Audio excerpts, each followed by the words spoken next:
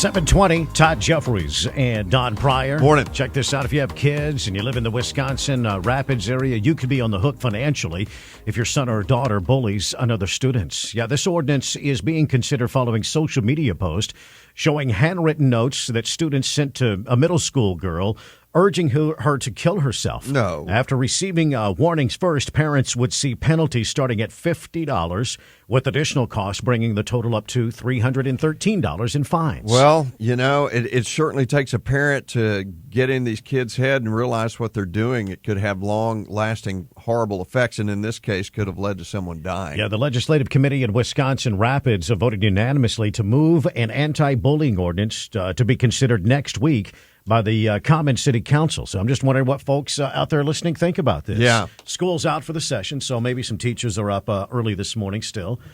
Jump in here at 512-836-0590. I mean, you got to think that maybe in some cases the parents don't even know that their kids are bullying other kids. Now, this draft ordinance prohibits bullying, harassment, and retaliation against anyone which reports such incidents.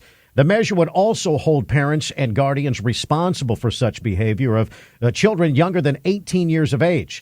Penalties for first finable offenses would be $50, with additional costs bringing the total to about $313. That, according to City Attorney Susan Schill. Parents could receive some warnings first, though. Here's a quote from the police chief. The Wisconsin police chief's involved in this as well. Preventing bullying needs to be in a partnership between the schools, parents, and the police department. If we don't work together, we won't be able to solve the problem of bullying.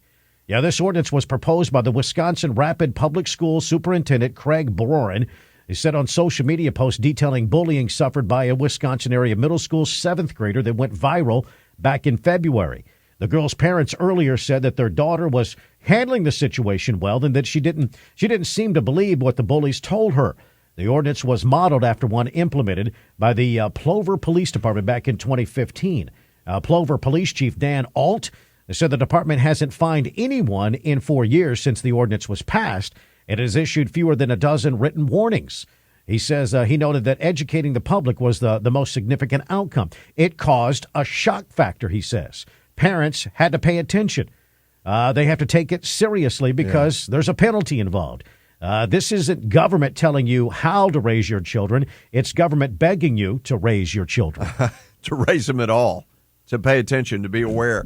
And again, I'm sure there's some situations where the parents had no idea what the behavior was. There are probably some situations where the kids are modeling their parents, and maybe that's a huge wake-up call to them as well. Pretty interesting story about Walter E. Long Park this morning and the possibilities of a massive revitalization. Well, I want to say revitalization. It's never had any vitalization. Vitalizing it all. Yeah, I mean, it's the old Decker power plant that's being decommissioned. It's still operating, I guess, a little bit. I don't know how much. Yeah.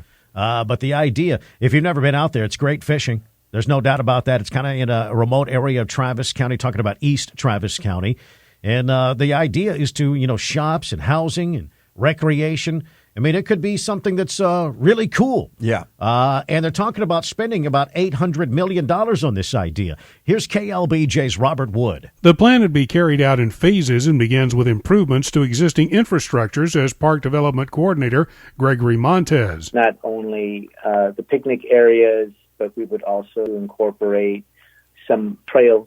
Right now we have a boat launch out there for fishermen to use. We would want to improve that. If the subcommittee approves the plan, then it would go to the full Parks Board later this month and the City Council sometime in August. If the total plan is built out, it could cost $800 million, but would be done in small phases over many years. Robert Wood, News Radio, KLBJ. I'd love to get your reaction to that. It's almost $1 billion over several years. Yeah. It is 7:25. Jump in here at 512-836-0590. The Todd and Don Show. If you're getting the